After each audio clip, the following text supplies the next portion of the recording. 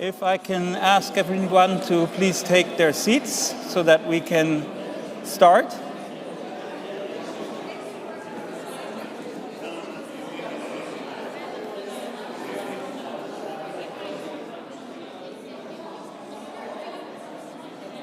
Can everybody please take their seats? We want to start our opening session, please.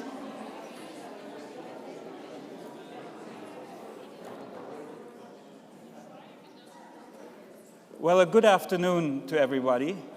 It's really wonderful to see you all gathered here again in Cambridge for our 2022 Gulf Research meeting.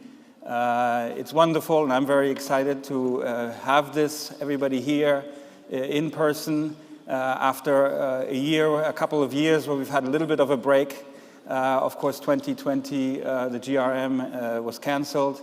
Last year, we were completely virtual, but this year we're very excited to at least be able to hold the meeting once again with a strong in-person participation, as well as also an equally number of people that are going to be connected to us online and participating in the workshops in a hybrid format. So this opening session is also live streamed, so I'm hoping a lot of people are watching us that will also be joining as paper presenters over the next couple days.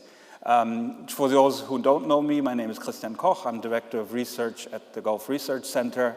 And I'll be sort of taking you through the opening ceremony here. The opening session will guide you through our various speeches and the discussion we're going to have. So again, it's great to have you all with us. I think that COVID came in between, of course, but the many issues that the Gulf region faces, of course, did not go away. There continue to be many challenges out there. And more has actually been added, I think.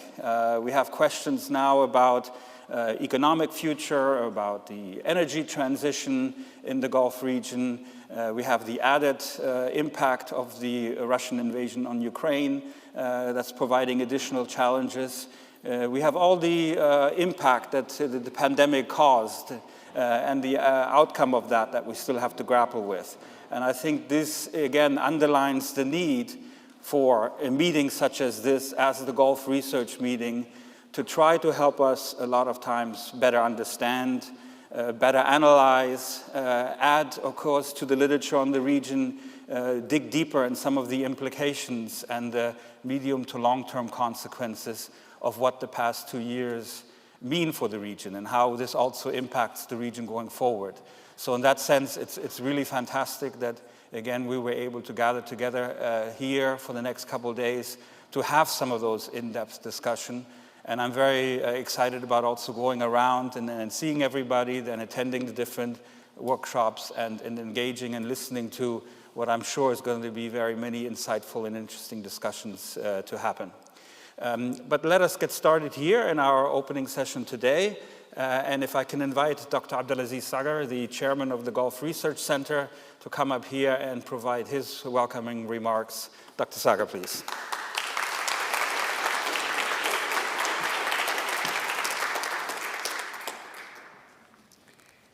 Bismillah ar-Rahman ar-Rahim. Good evening, ladies and gentlemen, excellencies. What a great pleasure to stand again in this podium after we missed it for 2 years. 2020 was a very tough year. And I tell you, some people, they wish to forget about that year, as it did not exist. It was harsh on everybody.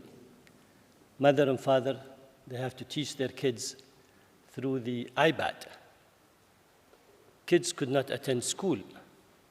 Professor and academic and faculty and teachers could not go to their schools and university to teach and to see people. Logistics was difficult. Everything was difficult. But somehow, we at GRC decided to survive. And we did, alhamdulillah. Thanks God, because we thought this is a challenge and we have to live up to that challenge. So we remained committed and we continued our work in a virtual basis. We used the online as a base to continue. By the way, I have a speech here of 15 pages, but I'm not going to read it.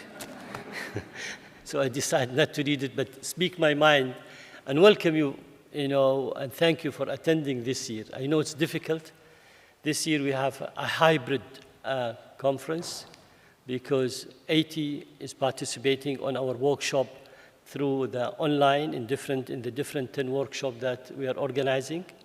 And 150 are with us today, up to 170, I think, for those whom they will finally get their visa and access. When I arrived to the Heathrow Airport a few days ago, I stand for 3 hours almost on the queue for the immigration and the luggage. But that shows how much we are still committed, that even I will stand for 3 hours in the queue, yet to make it and come and be here and be with you and never miss such an opportunity to welcome you all and to enjoy the beautiful intellectual debate. The whole idea of the GRM is to get people from all over the world to discuss about issues related to the Gulf, whether it's politics, economics, environment, education, women's issue, different topics, energy, but then be committed and attend these things and be, with everybody. And I think it was a great pleasure for us. It was a great pleasure for us. His Excellency Ambassador Khalid Al-Khater from Qatar just joined us. Ahlan wa sahlan. Yes.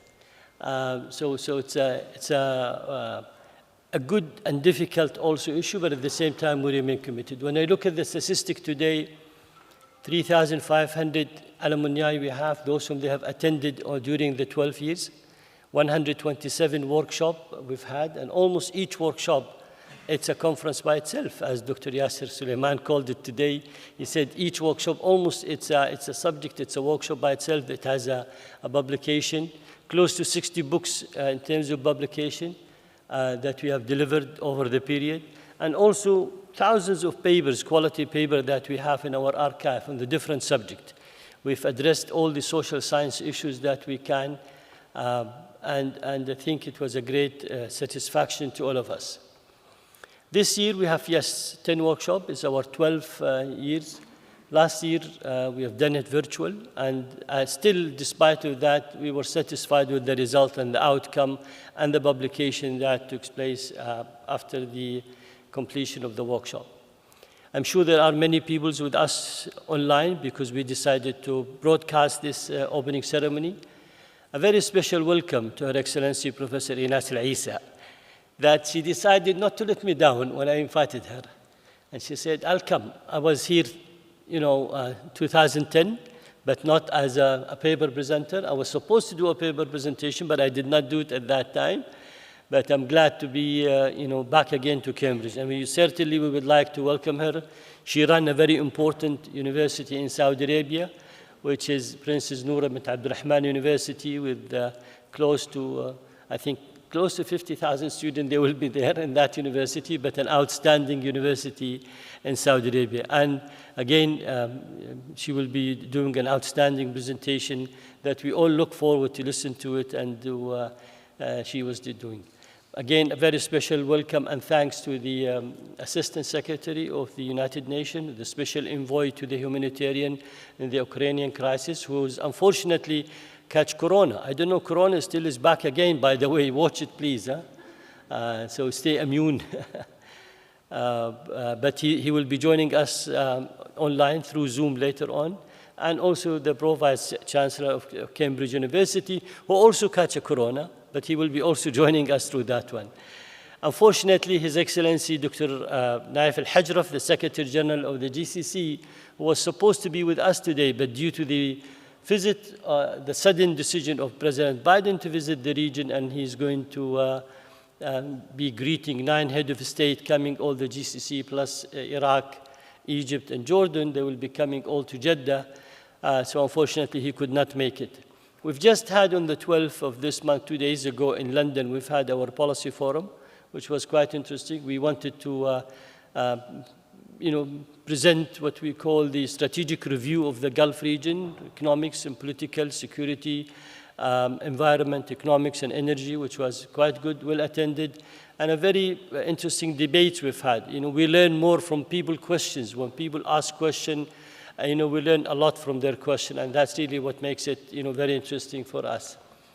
Nevertheless, as Dr. Kristen Koch, he mentioned in his talk that the region is still very volatile. We still have a lot of difficult time. War in Yemen, still there. Hashd al-Sha'b in Iraq is still there. Syria, situation is not easy. Libya, situation is still there. Dispute between Algeria and Morocco, still there. Iran nuclear program did not reach an agreement with the American and the B5+1. Many issues, so still in terms of the IR student, I'm sure they're very busy looking at all the different subjects. And I think through such an open discussion and intellectual debate and being all together, I'm sure they will, try to think out of the box and, produce the quality research that everybody is looking forward, toward that one. I don't think I would like to take more of your time, but certainly I would like to thank you all for all those whom they really took the time and really wanted to come and attend and be with us today here at the Gulf Research Meeting at our 12th, meeting. Also, we all would welcome you later on to join us, of course, for the dinner as usual. And normally when we are in Cambridge, we like to have our dinner early as possible. So we almost remind you with your childhood. So, that you will have an early dinner here, so then you can go to bed early and be ready for the next day. Anyhow, thank you very much for all of you. Thank you for our listening, audience, whom they are, joining us through the video streaming, and look forward to listen to an interesting talk and presentation. And Chris, the floor is yours back again.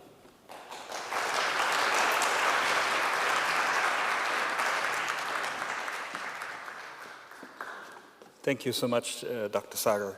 As you already mentioned, yes, despite all of us being, I think, vaccinated multiple times, the pandemic somehow is still around, and even GRM continues not to be immune from that. And so as Dr. Sagar mentioned, we've had actually 2 people who were supposed to join us here today catching COVID, and of course we can only hope that they don't have any serious implications and recover very quickly. But we're very happy that they even agreed to still tape a message for us, and as well as being online in a minute with His Excellency Amin Awad. But now we're going to move sort of into a little bit of the technical bit, and we'll have some opening words also from the University of Cambridge and from Professor David Caldwell, the Vice Chancellor for Strategy and Planning here in Cambridge. Of course, we at the GRC very much value our relationship with the university, not only in terms of hosting here and being able to hold the Gulf Research Meeting, but also in terms of many other issues on academics and strategy and policy that we like to cooperate with Cambridge on that front. So if I can ask the technicians to please play the message from Professor Caldwell. Good evening, everybody. It gives me great pleasure to welcome you today to the Gulf Research Centre's 12th Annual Gulf Research Meeting. I'd hoped to be with you in person, but sadly yesterday I tested positive for the dreaded COVID. So unfortunately, I'm now isolating at home and I'm not able to be there in person, which is a great shame since I was looking forward to the meeting. I'm also here representing the Vice Chancellor, who also is unable to attend in person. I'd like to begin by taking the opportunity to thank Dr. Abdulaziz Sagar, Chair and Founder of the GRC, more generally for his contribution to this important initiative. Under his leadership, the GRC has developed into one of the leading international conferences on the study of the Gulf region, showcasing the work of scholars from the Gulf and elsewhere, bringing together many voices and perspectives in one location. I personally have very active interests in collaborating in the Gulf region, and I'm a frequent visitor to the area. In fact, I've been there 3 times now since December, which has been a welcome relief following the COVID lockdowns. So it gives me particular pleasure to give this welcoming address. It's very encouraging to see a wide range of eminent speakers at the meeting, including the president of Princess Noor University in Riyadh. I often travel to Riyadh and from the airport drive past the Princess Noor University, which is an extraordinary construction, I understand has an equivalent landmass to that of Beirut, which is hugely impressive. And also Mr. Amin Awad, Assistant Secretary General of the United Nations, who is currently the UN Crisis Coordinator for Ukraine. The Ukraine conflict, which is very sobering, underlines the need for collaboration and understanding typified by the GRC if we are to tackle the world's problems head on, and sends a clear message to this conference. As the Gulf states diversify their economies, it is important to continue to discuss and work through the challenges and opportunities posed by the social changes these bring, from global warming and climate change to the ethics of AI being of increased global focus. Of course, engaging young people as we go, given that they, quite simply, are the custodians of the future of our planet, is fundamental to any endeavour of this nature. The programme for the conference promises real engagement with a wide range of extremely important issues. The individual workshops again focus on the Gulf states within the global community, examining ways in which issues like maintaining peace and the resolution of conflict, again, particularly important given the situation in Ukraine, the use of artificial intelligence, youth culture, and sustainability all impact on regional behaviour, including the barriers that need to be overcome and the opportunities they present.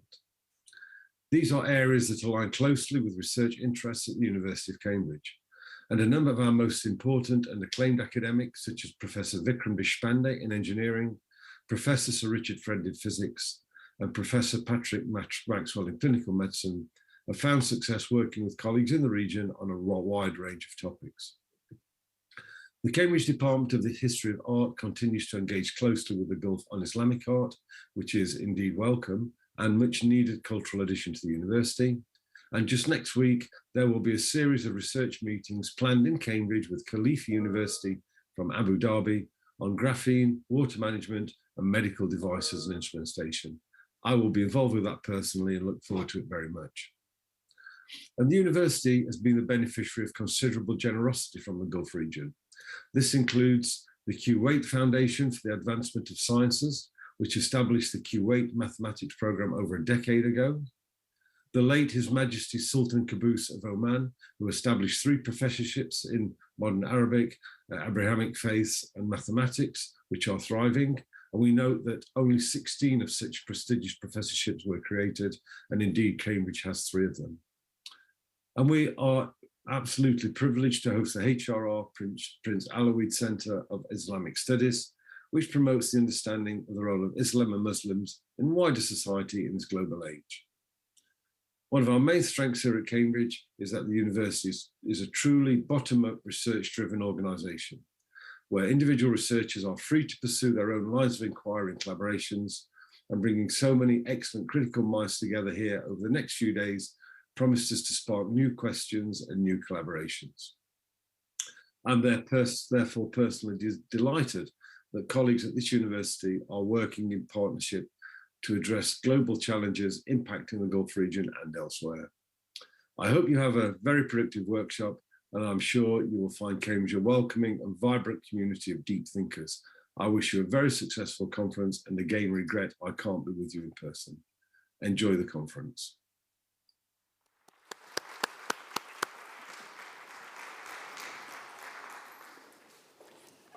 Despite him not being able to hear me directly, I do want to thank Professor Caldwell for his nice words. I can certainly relate to his, when he said that when he lands in Riyadh airport and then drives into the city. I have driven by there so many times, and I'm always so much impressed when I see the university as we pass it by from going into Riyadh. So that was certainly something that immediately came to my mind. And I thought it was also very interesting, of course, that he mentioned how on so many different future issues that are still we are trying to grapple with. We are then more closely in academic examination and an exchange over what the implications are and what the trends are, that's where really the relationship with the university can be extremely helpful. So thank you for his remarks. Again, the second person who I'm very sorry that he's not being able to be here today, but who we really have a very close relationship with is the Secretary General of the Gulf Cooperation Council, His Excellency Nayef Al-Hajjaf. He's been in his position now for a little bit more than 2 years. We at the GRC are strong proponents of closer cooperation, closer integration in the region. We believe very much in the institution of the GCC. We have always had a very intense relationship. The previous Secretary General was here many, many times, Dr. Al-Zayani, also opening the GRM. And we have always appreciated all the support that we've been receiving from the Council and the Secretariat in Riyadh. So I'm very happy again that he immediately insisted on also taping a welcome message, despite the fact that he has to be today in Jeddah to lead the summit meeting for the GCC on behalf of the GCC states. So I'll now will ask again, please, to play the message of His Excellency, the Secretary General. Your Excellencies, ladies and gentlemen, a very good morning. First of all, I would like to thank Dr. Abdulaziz bin Sagar and the Gulf Research Center for their kind invitation to address the Policy Forum and the opening session of the 12th Annual Gulf Research Meeting at the Cambridge University. Both events provide a needed platform to highlight some issues, not only regional, but also globally. I was so much looking forward to participate in person.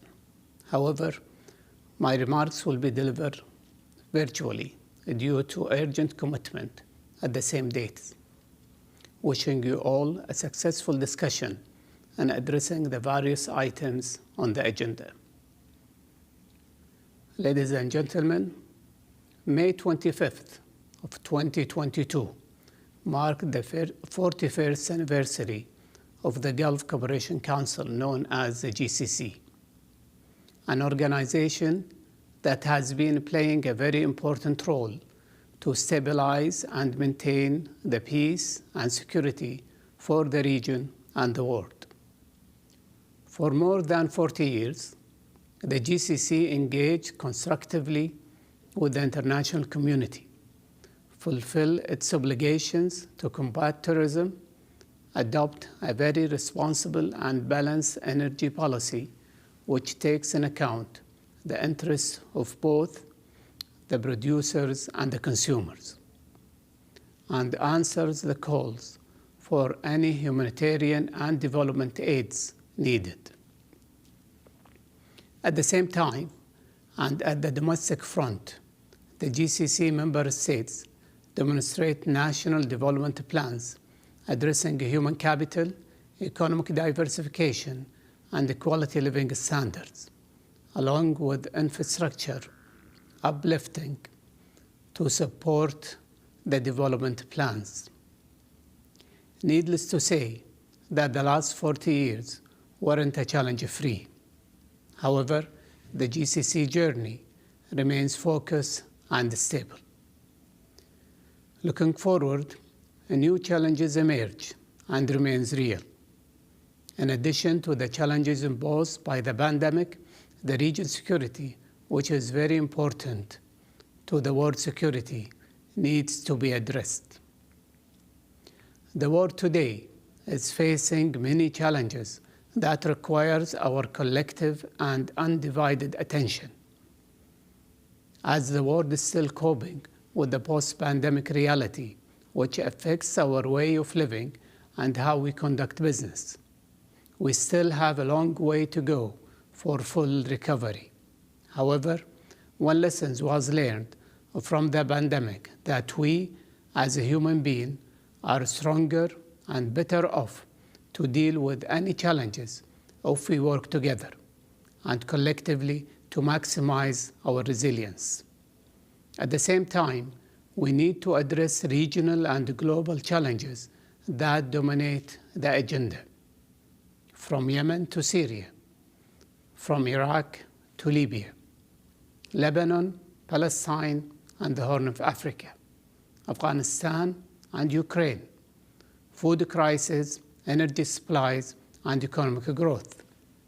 cybersecurity, terrorist threat, and climate change, all of which require every country's contribution to make the world a better place for our children and grandchildren.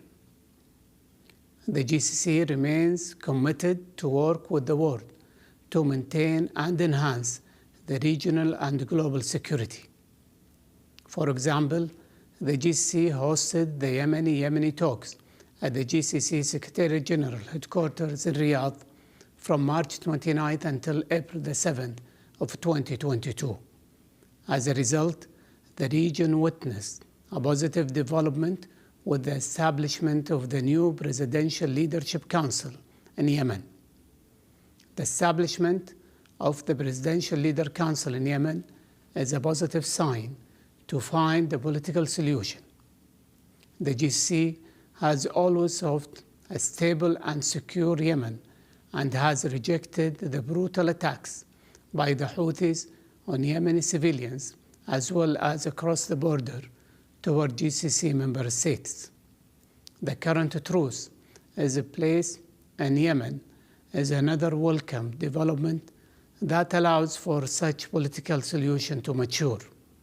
We appreciate the effort led by the UN Special Envoy to Yemen and will continue supporting all the efforts to end the war in Yemen.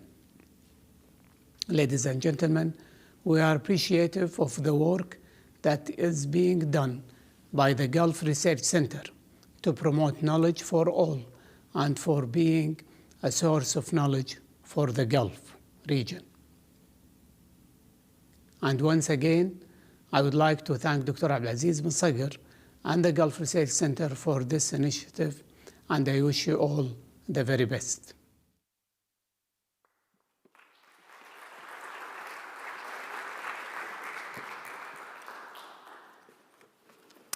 Again, thank you to His Excellency Dr. Hajraf for those words. I think his emphasis, especially on the collective approach, is one thing that we should not forget when we're trying to find solutions also to the region.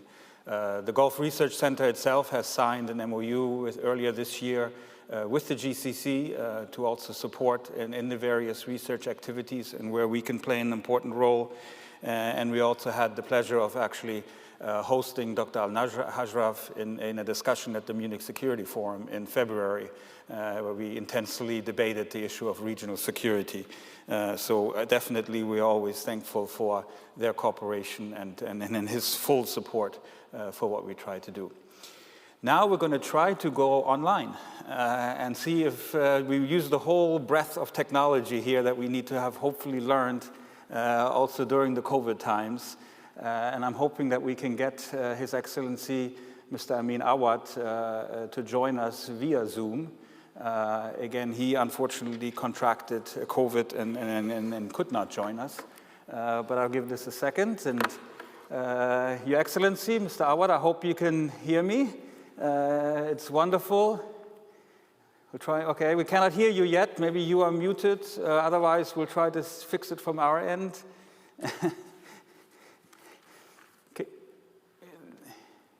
Not yet, cannot hear you yet, but maybe we can fix this in a moment. I just want to briefly introduce you. I haven't had the chance to do so. His Excellency Amin Awad is the UN Special Envoy, Coordinator for the Ukraine crisis and an Assistant Secretary General with the UN. I think you've spent your whole life in humanitarian issues, much of it dedicated to the Middle East region, including Syria, and Iraq, where you have worked very hard. I know that you've also been the head of the Middle East and North Africa section at the High Commissioner of Refugees in Geneva, so you really bring a breadth of experience to our meeting here, and we're very much welcome and thank you for taking your time, and despite the fact of maybe not feeling too well, actually agreeing to join us also online. So hopefully we have managed a little bit the audio issue and that we can hear you, and otherwise I would invite you to start your remarks, please, Your Excellency. Thank you very much, Dr. Koch. Good afternoon, colleagues. I hope you hear me now. Yes, we can hear you well. Thank you. Okay, I'll continue.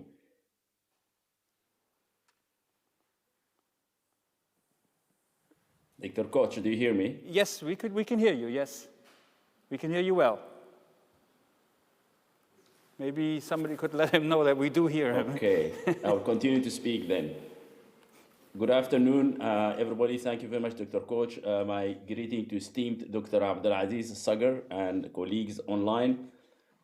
Indeed, I am now the Secretary General's coordinator or crisis coordinator for Ukraine, a job that I have picked up in February. The war in Ukraine continues, started in February, and in the last weeks, we have about 16 million people displaced internally and externally, and the impact of this war on the country also is very clear. 20% of the area of Ukraine went to the other side in this war. There are now passportization and rublization of some regions of Ukraine that in preparation for being part of Russia. In the Lugano conference last week, the 3rd of July, the Ukrainian government put the cost of the reconstruction of Ukraine at about $750 billion if the war stops today. And that is mostly due to the destruction of almost all fuel depots in the country, electric and energy sources, transport, be it railway, tracks, railway stations, highway or bridges, some of the ports. And also, as we speak, the humanitarian situation has become severe because a deadly winter is on the way. This is a place where temperature drops to below zero to freezing level. And we could expect a huge winterization program in the few weeks that's left between now and September, October, when the weather really starts to turn cold. But the war really did not only impact Ukraine alone. The war became an East-West kind of a war. It had a global impact. There is the NATO factor.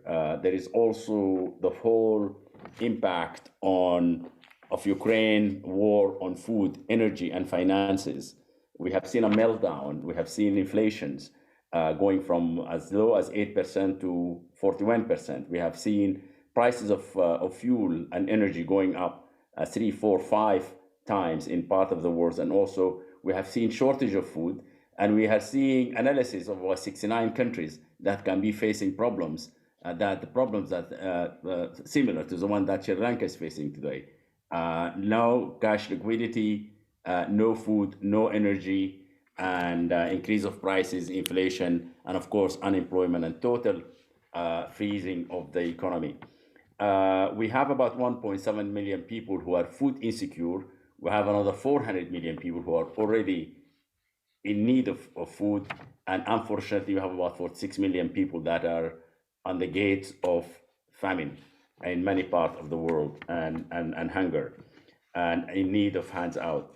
So this war really has a far-reaching impacts. And when it comes to also then global security, weapons of mass destruction were deployed to be ready. For the first time now in 50 years, we see Finland and Sweden wanted to join NATO and in the process of joining NATO. That tells us something that things are really moving on a very fast in many directions. And the whole issue of food, if we go back to that subject, with the blockade of the Ukrainian ports, Ukraine used to export 60 million tons of food to the world, 60 million tons of food out of 7 ports in the Black Sea. Monthly, they used to have 100 ships going out of these ports, carrying 5 million tons a day. 5 million tons a day, a month. That is about 60 million tons a year. And that food used to go to middle and low-income countries. Now they're not having that food, and that's the situation we are in. We saw there are negotiations now between the UN, who's leading that negotiation, Ukraine on the one hand, Russia on the other, and Turkey being the country that has control over the Bosphorus, because of the Montreux Agreement of Switzerland.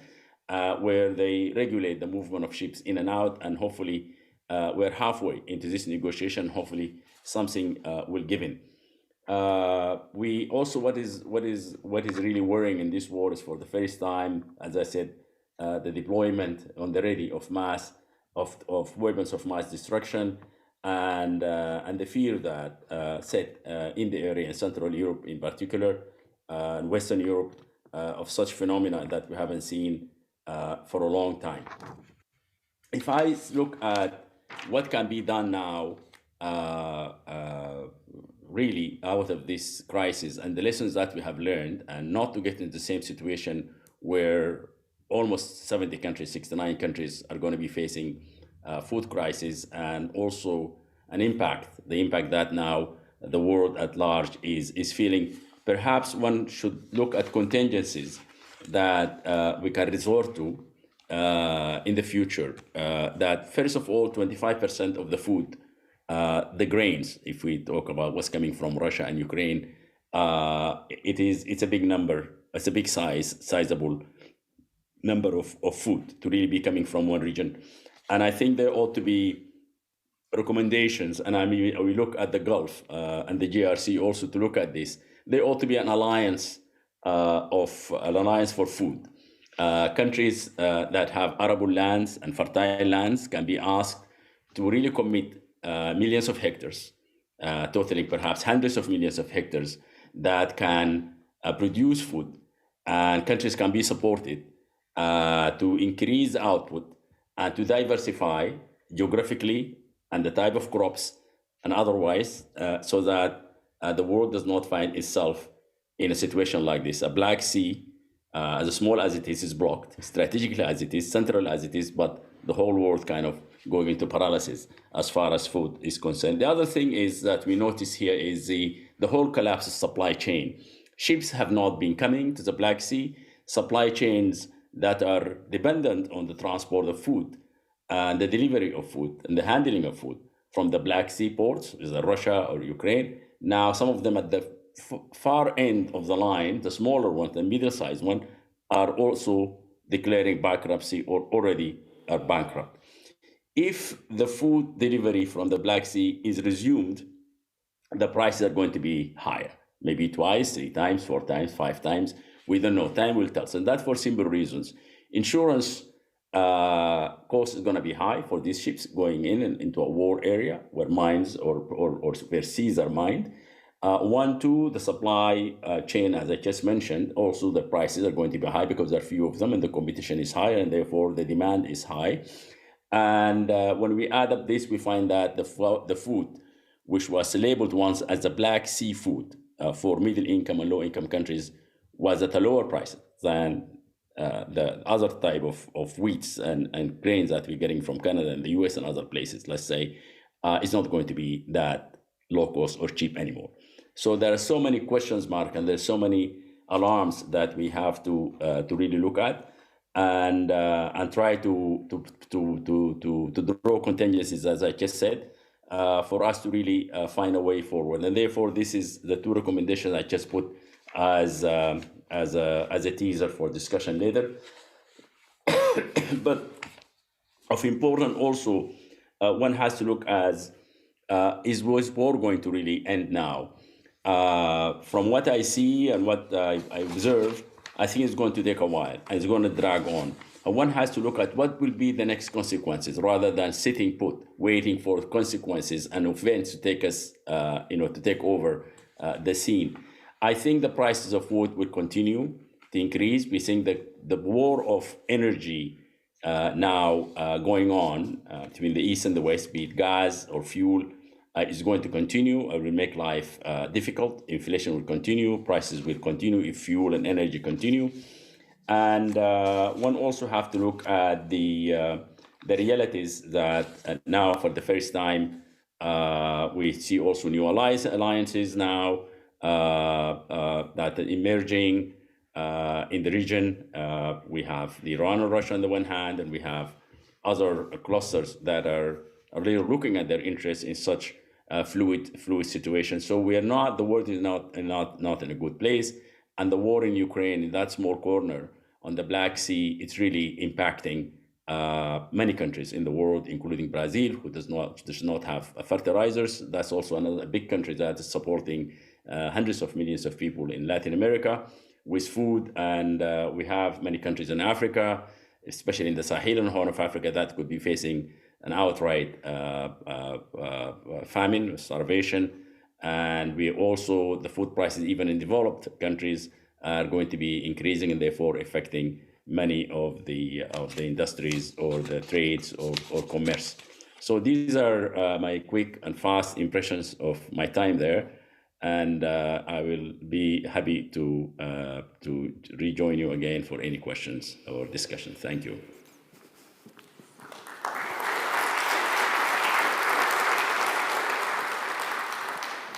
Thank you so much, Mr. Amin. That was a very comprehensive overview, although I have to say quite a bleak picture when we're looking at what we are facing, what might be coming at us in the coming years.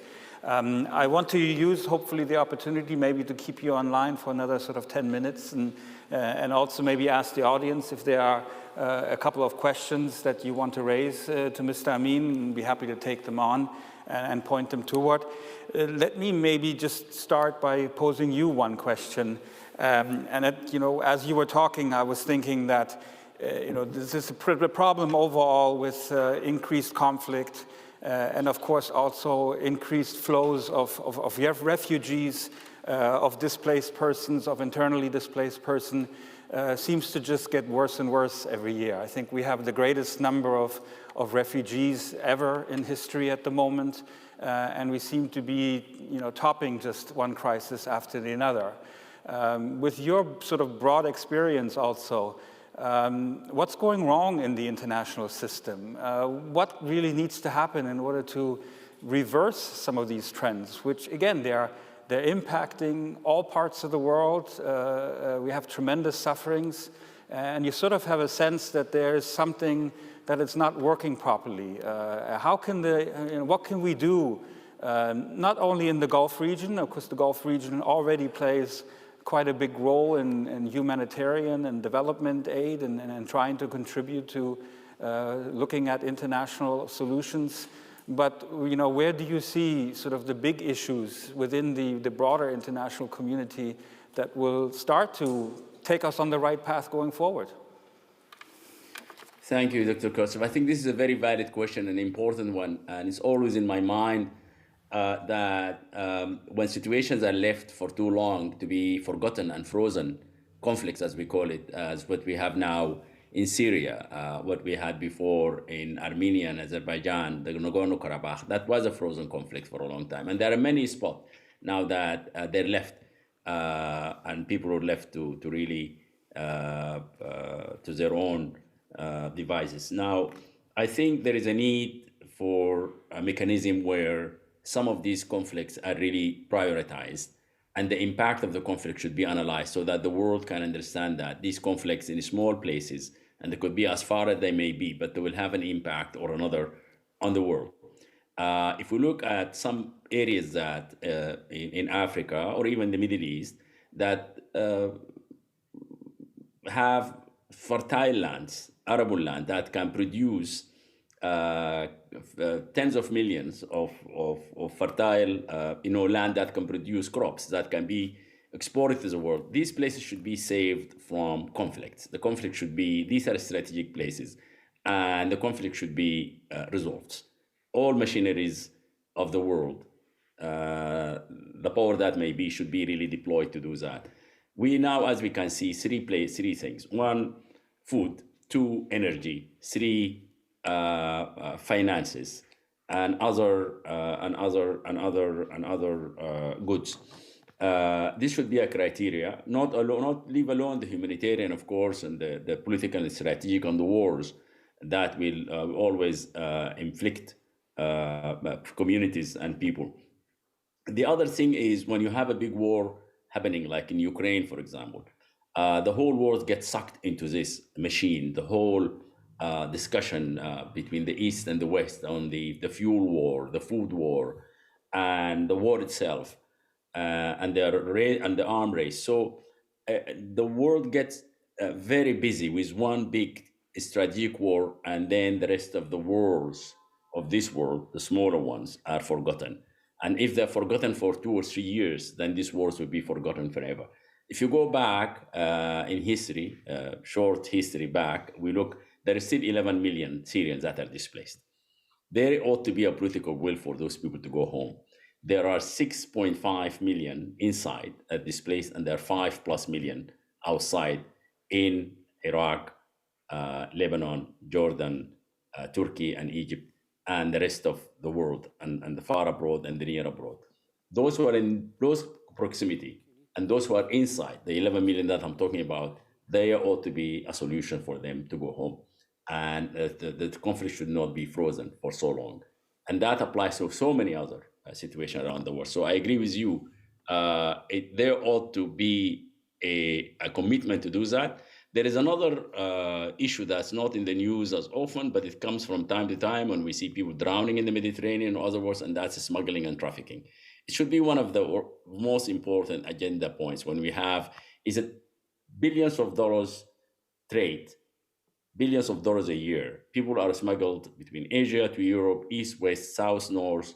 You look at all the smuggling route from sub-Saharan Africa north to the Mediterranean. You look from Afghanistan, Southwest Asia, South Asia, coming toward many of the seas and toward Europe, and also now movement out from Africa to Latin America and back to North America. So there are. This is also becoming an area that is for some reason, not getting really due attention. It needs law enforcement organs. It needs an international kind of mechanism to handle that. We look at the legal side of it, the criminal side of it. There are also 3 kind of groups work on this. They collaborate. We have people who are trafficking and smuggling people. We have people who are trafficking arms, and people who are trafficking drugs. And they communicate, they collaborate, they connive, they exchange information, technology, and they help each other. So something ought to give in, and this has to be really broken. Thank you. Thank you. Thank you so much for that very comprehensive answer. Let me just be patient for me with a minute just to see if maybe there's a question or two from the audience that I can gather together. I have to step a little bit out of the light here so that I can see everybody. Please, Adel, up there on the top. Thank you. Always annoying with questions. If we could just ask the Secretary, thanks for wonderful insights. What are the limits, or if you like, the logistical and cost bottlenecks to Constanta and Gdansk? How much can be done through those 2 ports? Can you repeat the question again? Because maybe everybody else can speak mute up themselves. a little bit. Can you hear me now? Is that better? Question Testing. more time because you were broken, sorry. Can you repeat, Christian, maybe? Yeah, can you just, talking about the ports? So just in terms of the cost and logistical bottlenecks through Gdansk and Constanta, how much can be done with German support and with unlocking the zero terminals and efficiency, et cetera, et cetera? What are we talking about in terms of numbers as a percentage of? Yes, Your Excellency. The question sort of reflected on unlocking sort of the logistical bottlenecks in terms of financial costs. What are we experiencing, and what can other countries do to overcome this problem of the logistical bottlenecks that we're experiencing? You mean the shipping out of Ukraine? Yes. Yeah. Well, the problem is political and military one. The ports are blocked. The Black Sea is mined, and there ought to be an agreement between Russia and Ukraine on the one hand that is now being negotiated by the UN to really lift the embargo or the blockade of some of these ships so that the food can go. Of course, there is a cost related to this when it comes to logistics and otherwise, and that costs have not been declared yet. However, the problem is right now is the agreement between Russia and Ukraine on really agreeing to demining part of the sea so that ships can go out and escorted through the Bosporus to Turkey and out to the rest of the world. The cost, I think, is the easiest of this. I think the most important issue is the political one, and 2 is the practical agreement on the ground What is the role of Turkey in helping facilitate the movement of these ships? What's the role of the UN on observing the safety and the commitment to the agreement by both parties, be it Ukraine or Russia? These are the issues of the hour now. Thank you for the question. It's a very important question. Okay, do we have any other questions? There's one more on the top. Thank you, Secretary General. You would like to know why the West is treating Ukraine crisis different from Syria and other crises? Why didn't we emphasize so much on Syria, Lebanon, and in Africa?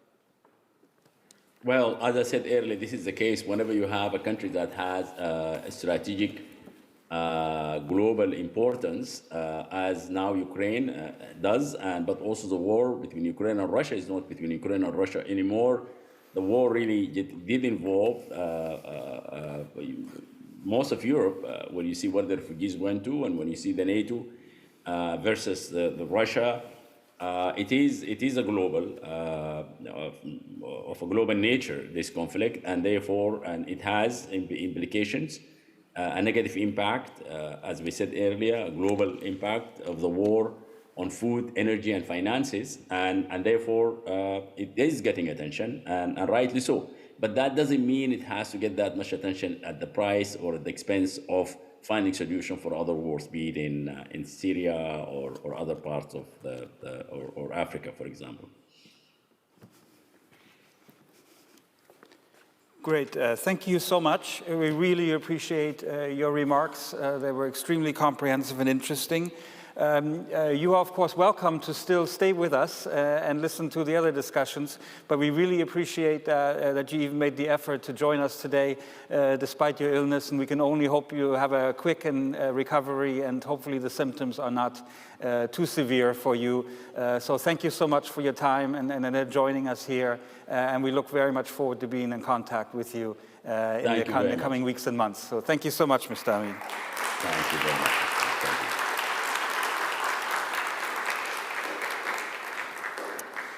Now it's my real pleasure and honor to welcome His Excellency, Her Excellency, Dr. Inas Alisa, the director of the Princess Noura bin Abdurrahman University in Riyadh in Saudi Arabia. It's really a pleasure to have you with us. I know your background is more in the health side, in the health sciences, rather than in the social sciences where we concentrate here at the GRM. But it's such a pleasure to have you with us. And as I said, I drove by the university so many times. So we're really interested to hear from you. And may I ask you to come and provide your address to us, please.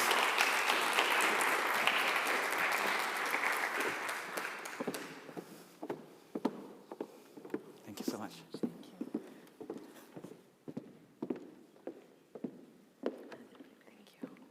Good afternoon, everyone. Thank you so much for being here today. And I'd like to start by thanking Dr. Abdulaziz bin Sagar for the kind invitation to be here. I am honored to be here today. And to be honest, I designed this talk as a story. And as a story with a timeline and images and photographs of real Saudi women, because I'm here to say the story of Saudi females. The title of the story is On Equal Grounds, because that's the exact wording we use back home to describe the recent reforms that took place in Saudi Arabia. The whole story starts only 63 years ago with the first access for females to education by a formal royal decree in 1959, opening the first schools in Saudi Arabia. Shortly after that, university allowed females to study by correspondence, and beyond that, there was a stagnation period for quite some time. So I'm just stopping by the biggest milestones in the history of women empowerment in Saudi Arabia. So in 2005, women had the access to be members in the Chamber of Commerce. And after 3 years of that, we had the first female deputy minister in the Ministry of Education. The last most important milestone before Vision 2030 is the women appointment in the Shura Council, which is the highest consultative body in Saudi Arabia, and then women participation in the municipal elections. That's it. So over a span of 57 years, these are the only major milestones that I can speak about in the story of women empowerment, in the history of women empowerment, until the inception of Vision 2030 in 2016. But before I go into the vision, so what was the status of women? Were they prepared for this change? Were they prepared to be, or did they need the change at the time? First of all, let's start again with education. Saudi Arabia has the highest correlation between gender and advancement in mathematics, with females being better in math in early education. We're among the top. So women are really excelling in general education.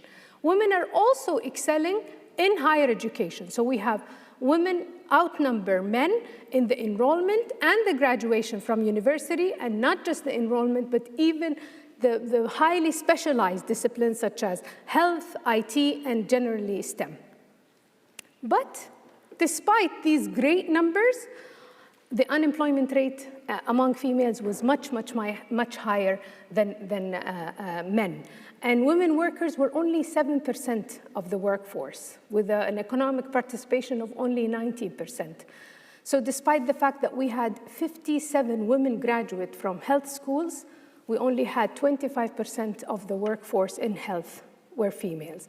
And despite the fact that we had 62 female graduates from schools of business, only 7% of people working in ICT were females. So clearly, this indicates that we needed a change. What was the change? Again, the inception of Saudi Vision 2030. In a nutshell, the vision is basically a blueprint and a roadmap for the future, built around three major pillars: a vibrant society, a thriving economy, and an ambitious nation.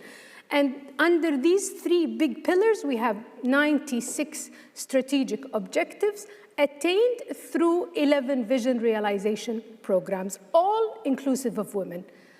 This is a direct statement from the vision. The vision clearly states that women are untapped potential.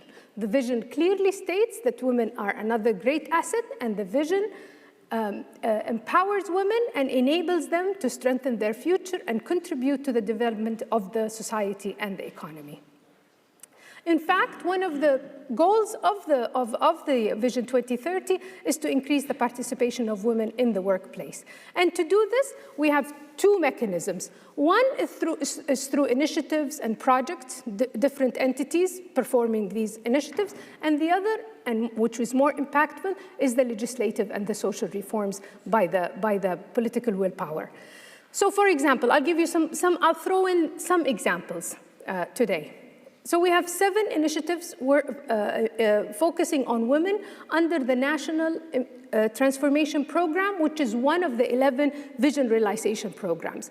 One of these initiatives pertains to building leadership capacity among females, and we are honored at Princess Noura University to host that program. And I think today is a great opportunity to invite you to come and visit the university and perhaps visit the Female Leadership Center, inshallah, in the university.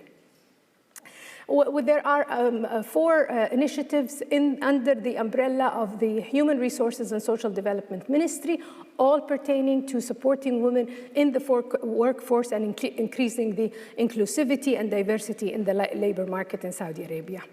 Perhaps the most advertised royal decree that is well publicized in the West is the allowing women to drive. It's not just putting a woman behind a wheel. It signified a new change and declared the political willpower to really enable women to be as autonomous and independent, to take choice in their life in general.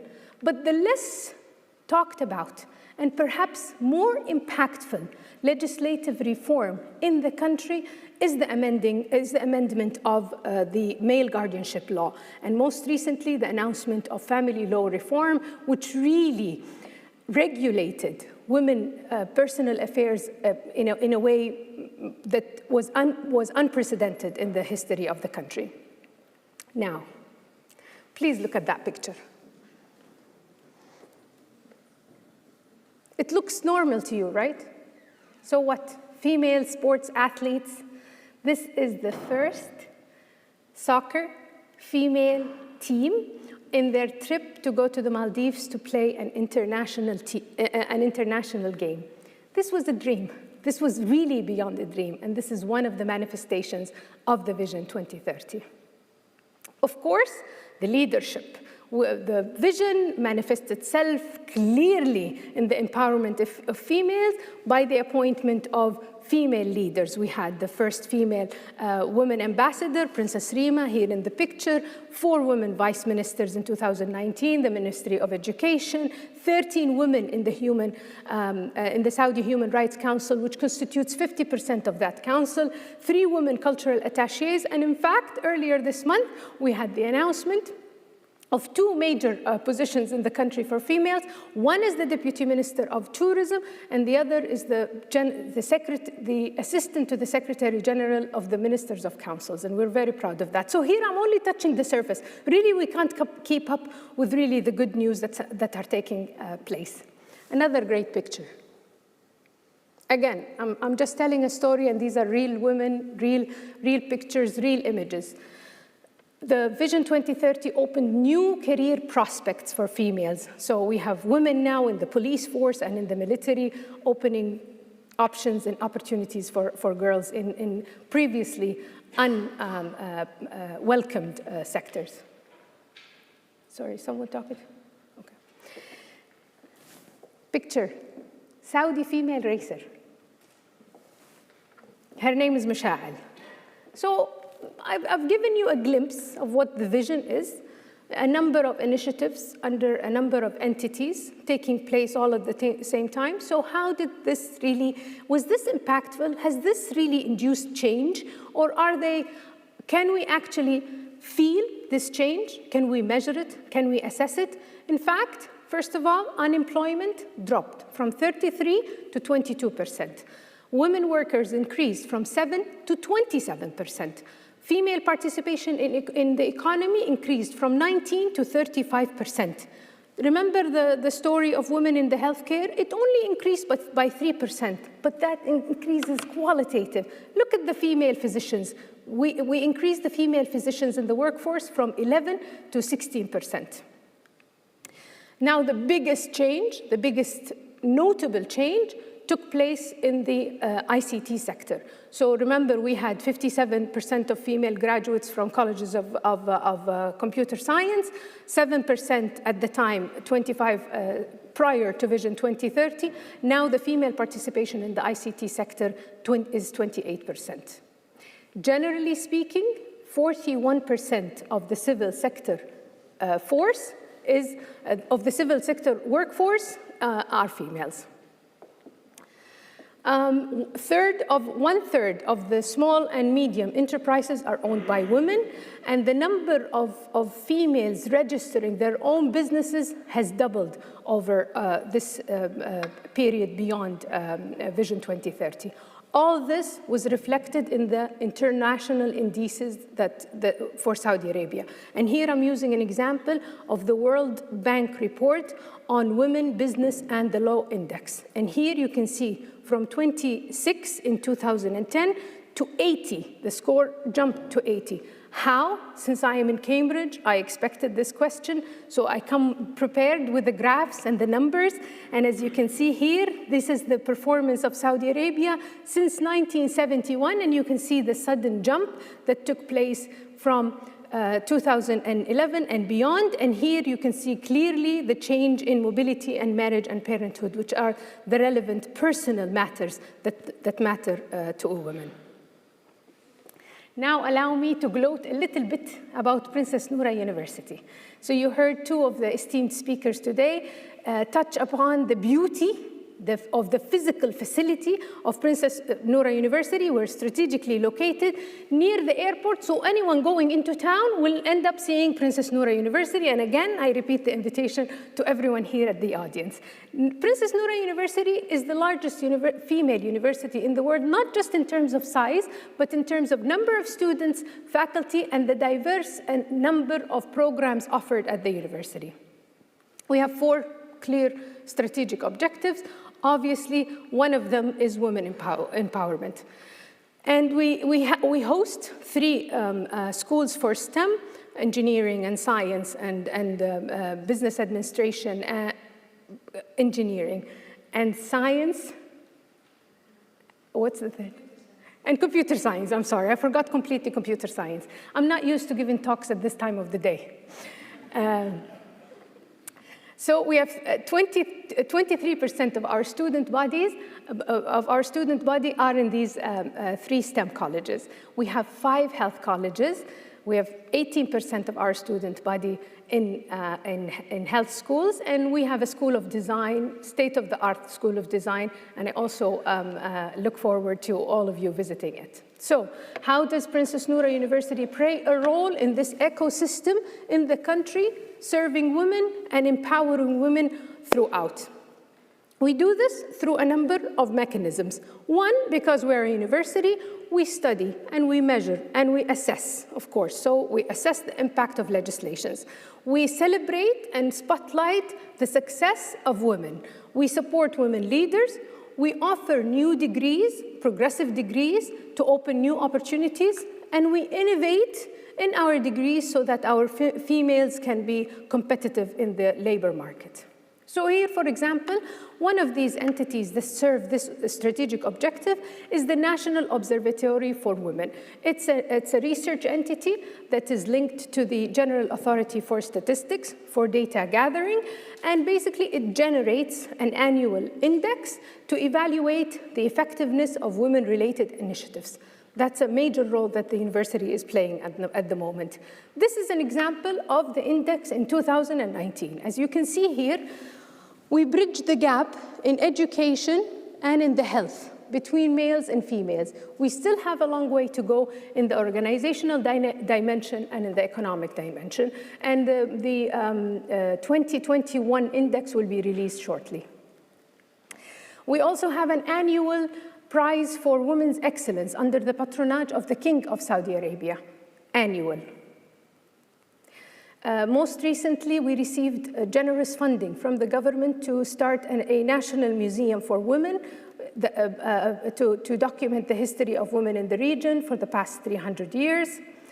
We also hosted, again, as I mentioned before, one of the initiatives by the National Transformation Program, which is to build capacity in leadership or leadership capacity building in females, to train 1,700 female leaders across the country. So far, we've graduated 1,000, so the first cohort, 1,000 graduates from this program, and we did this in partnership with INSEAD School of Business. Now, we're a university, so data is power. We took all this data from the 1,000 trainees, used that data to start a know-how in leadership capacity building in the country, and we started the Women's Leadership Center in Princess Noura University that goes beyond just the training, so it gives a business solution to businesses, professional development, and basically localizing leadership training in the region. The first product of this center is a program called Qiyadiyya, done in collaboration also with international entities. And basically, we provide networks for women, and we just graduated the first cohort, 60 female leaders from government and the private sector. I want you to read this statement, if you don't mind.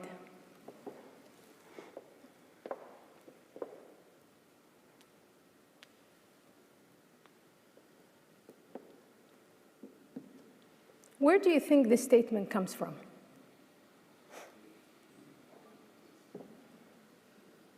Where would you say it came from? Leadership? Straight from Vision 2030.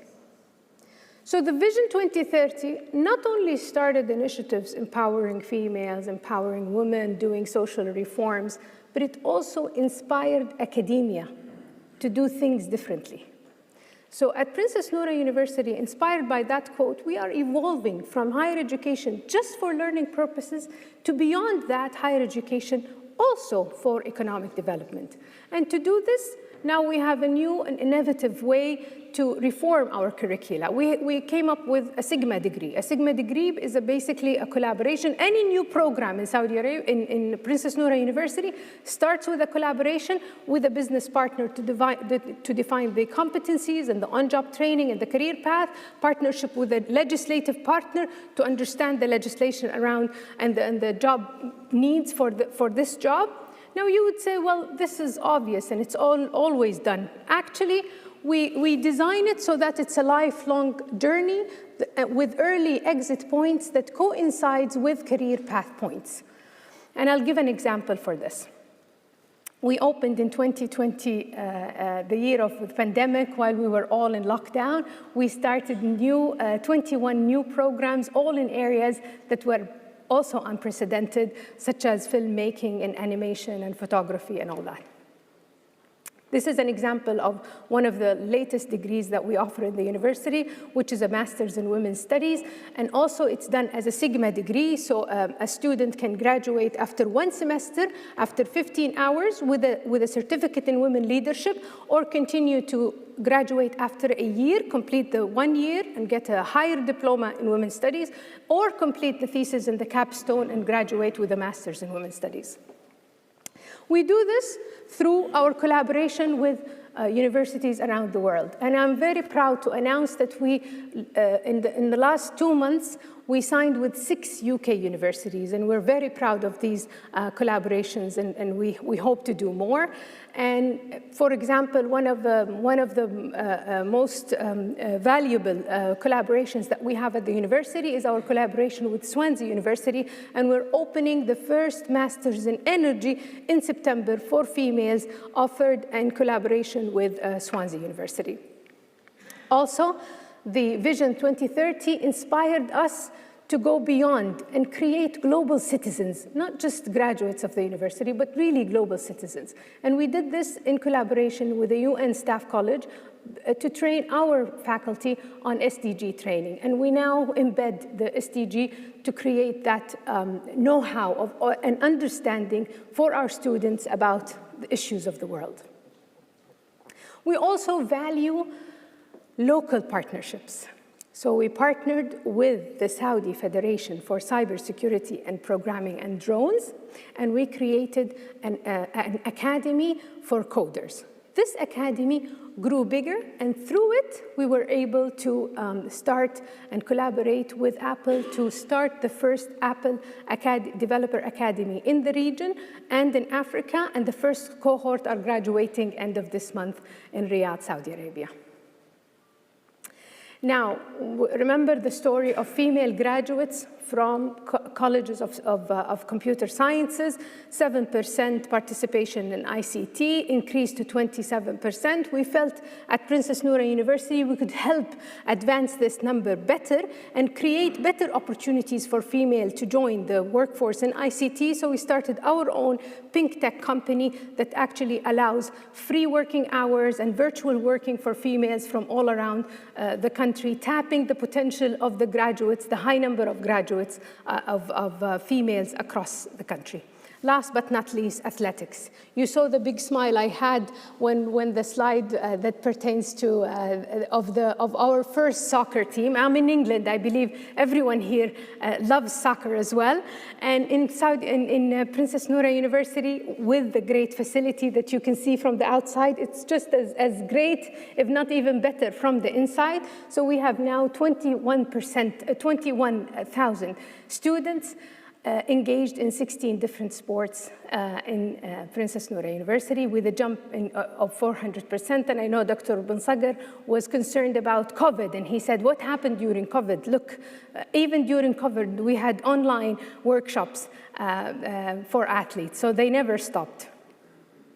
The future, my last slide. So after all this storytelling, what does the future hold for us? Years and years and years of stagnation, and then a sudden and progressive advancement in every direction The future, I think, holds promising sectors for Saudi females. We have the quality of life service sector, very promising. We have the gig economy and freelancing, which is the sector of choice for the current generation. We are also targeting the entrepreneurial and small and medium SMEs in general, and of course, the sector of technology. So I hope in this storytelling of on equal grounds that I was successful in showcasing what the country has been going through in the last years from 2016 and beyond. Thank you so much.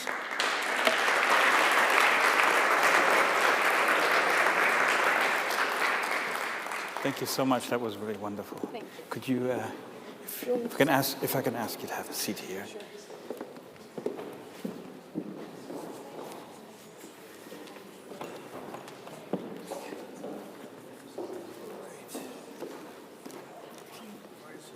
At the far end, if you could, at the far end, please.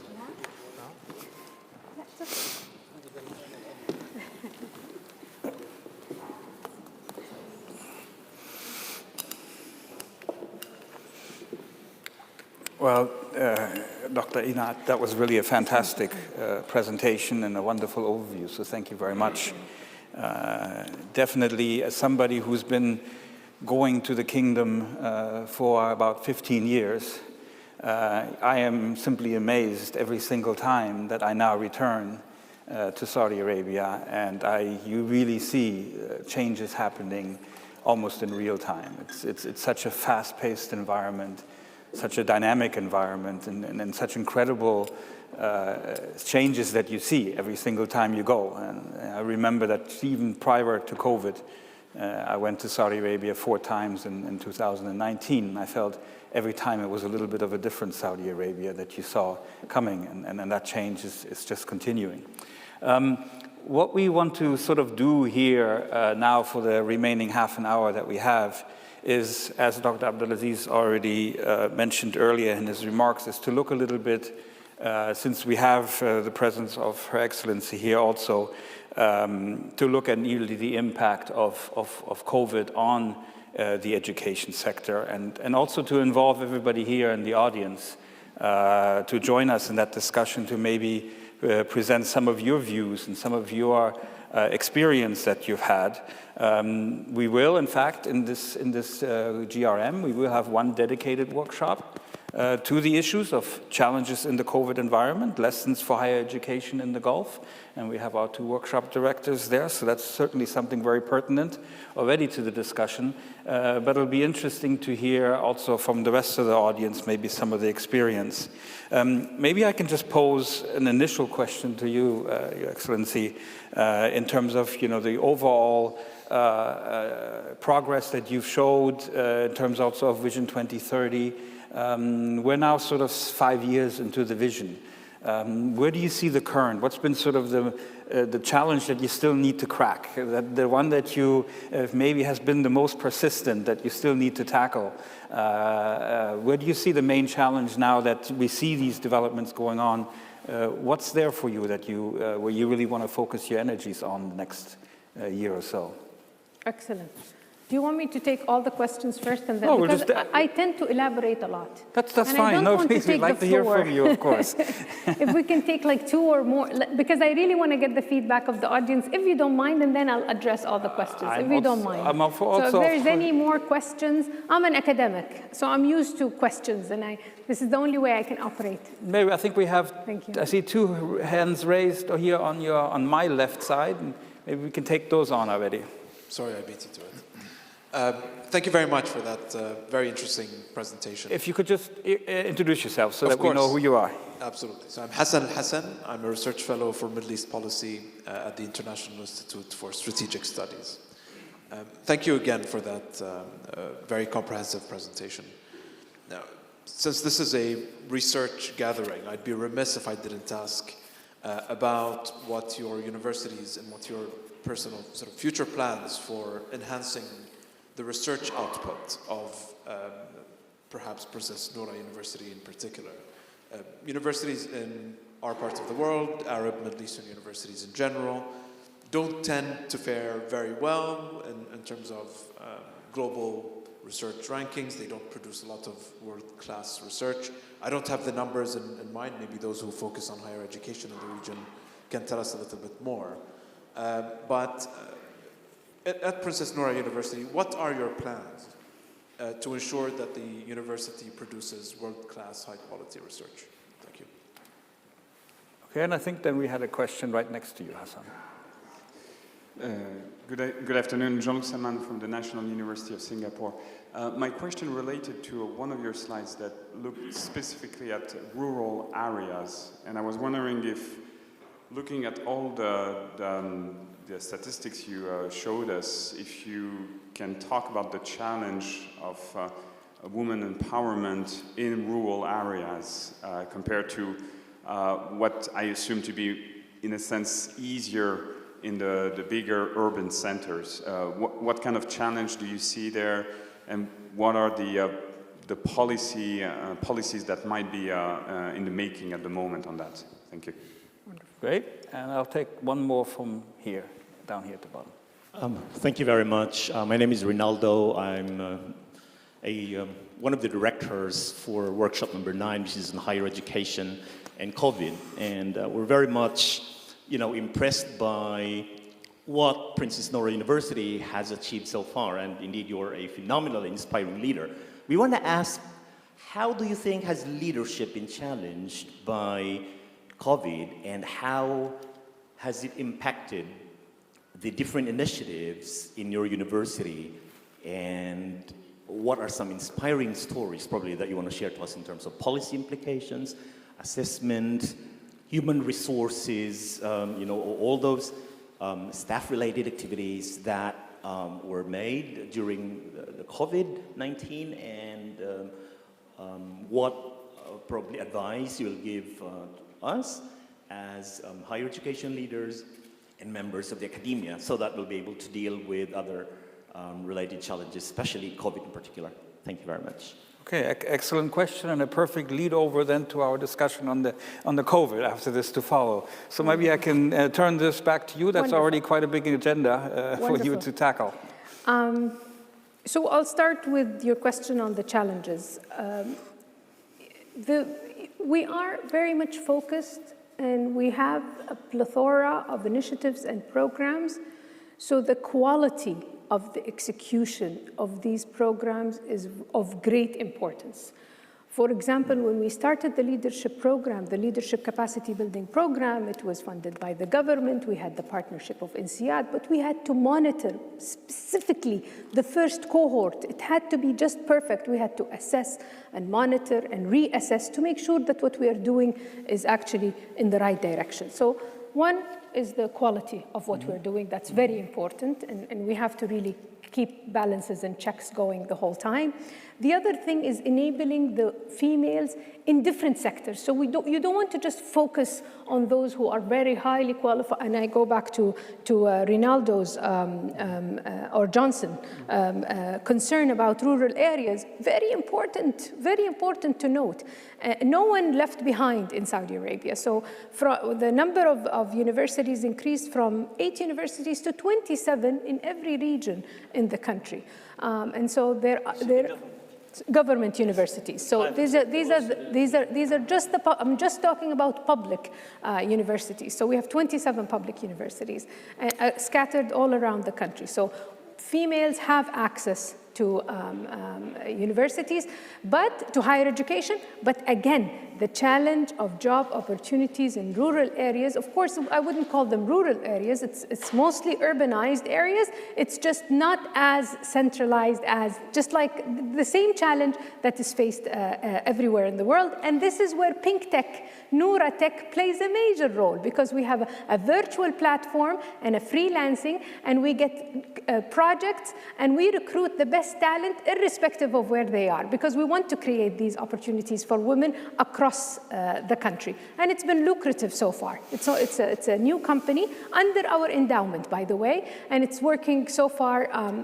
It included, our target is to include at least 30% outside Riyadh, working in the company. Back to the challenges. So the challenge of quality, measuring the impact of an efficacy, and making sure that you actually advance the right caliber. So it's not just parity and power, it's really ensuring the right talent for the job.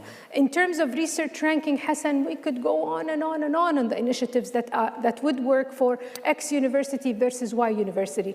In Princess Noura University, first of all, in 2019, we started a set of incentives to promote. We wanted a 1X. We wanted to create the 1X. We wanted one paper per faculty per year. Next year, we wanted to increase the number of publications. After, we wanted the impact of that research and the citation. And we have research areas, focused priorities, and enablers, of course, in the university. So we're very focused.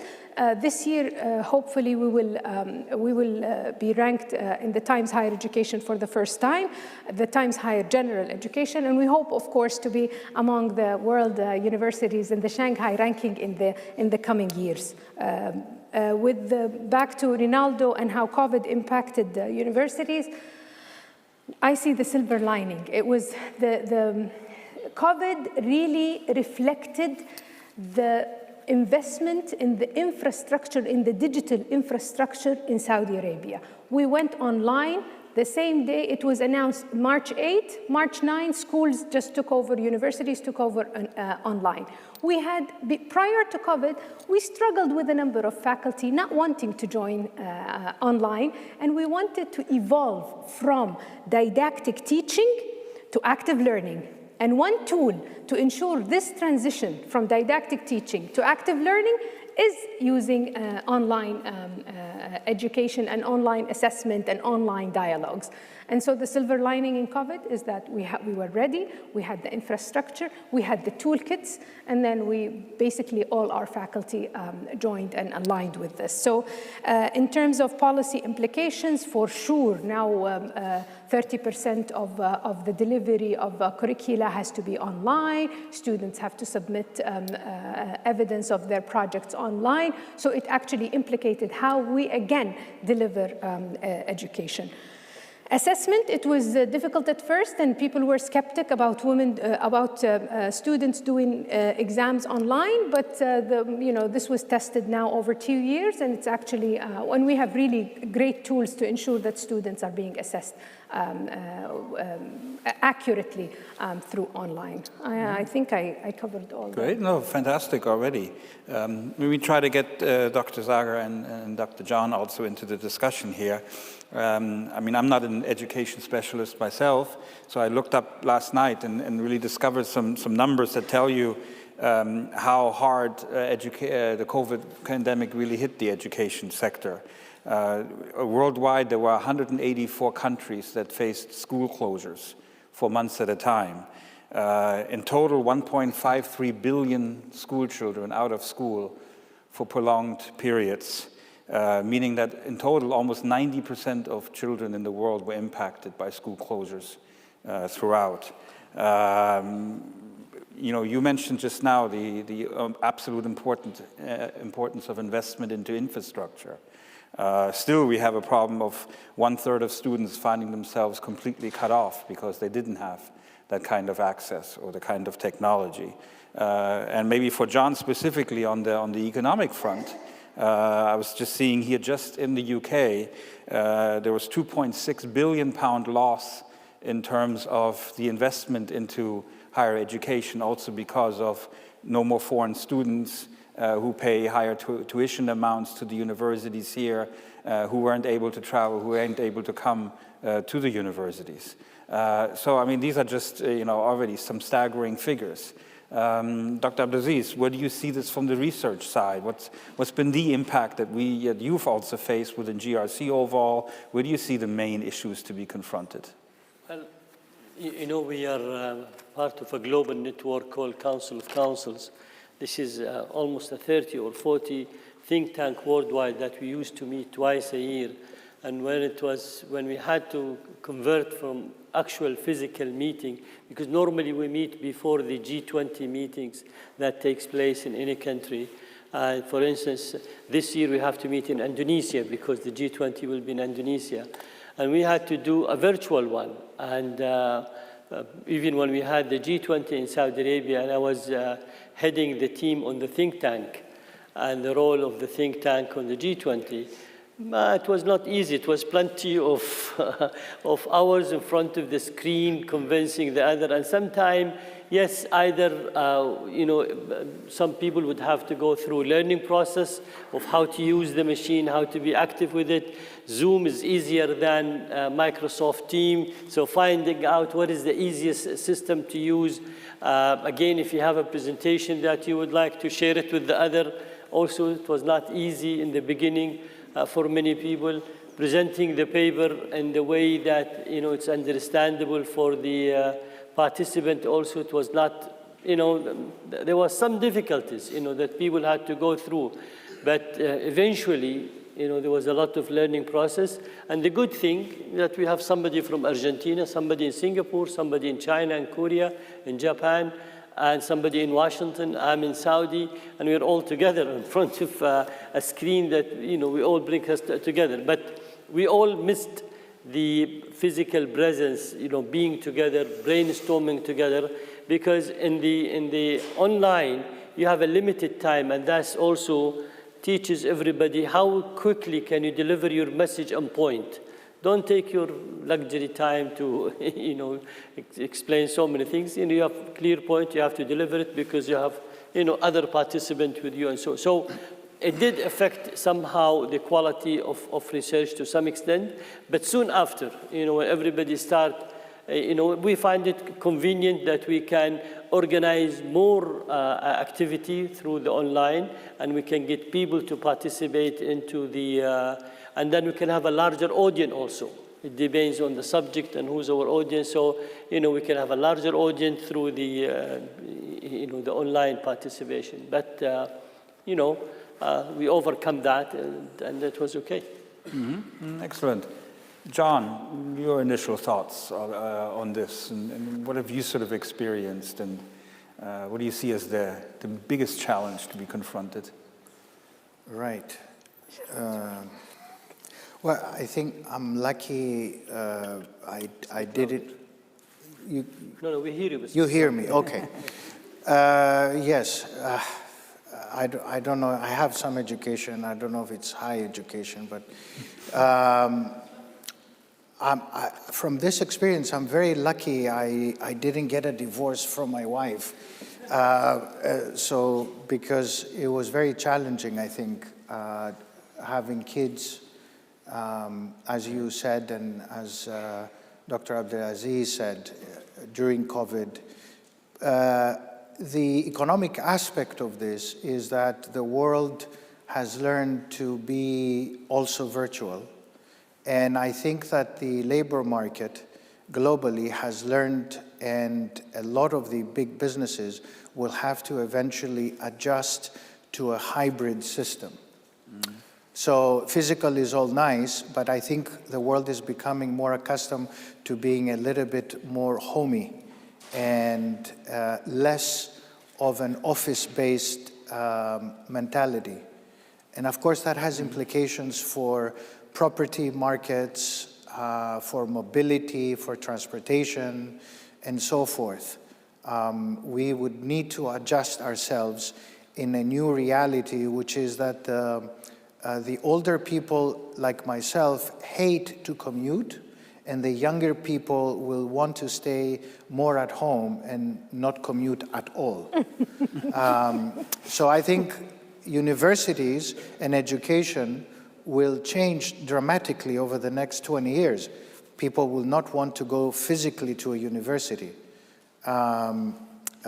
Certainly from the wonderful presentation about Princess Noura, I think it's the right time in Saudi to be a woman. I mean, if I was in Saudi, probably I would want to be a woman myself. But I'm Greek, so, Greeks change. As you know, historically have this tendency. So in any case, I think that the global economy will have to adjust, And now what makes a difference is to offer people this hybrid employment opportunity.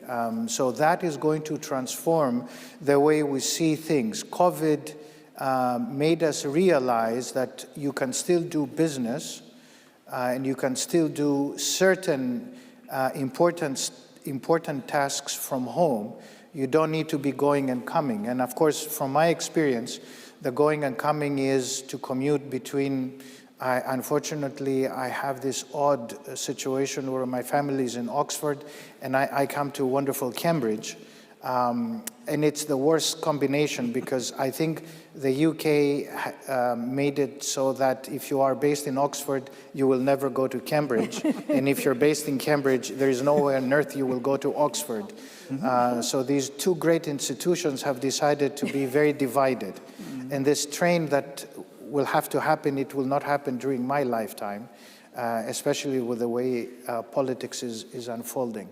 And I think, finally, I would say that the world will have to become more aware of these complexities of mobility and this virtual situation. Of course, certain jobs have to be conducted manually, but what I think Saudi Arabia did very well, because of its advanced technology capacity, you were very able to shut down the country, put everybody inside, but still produce.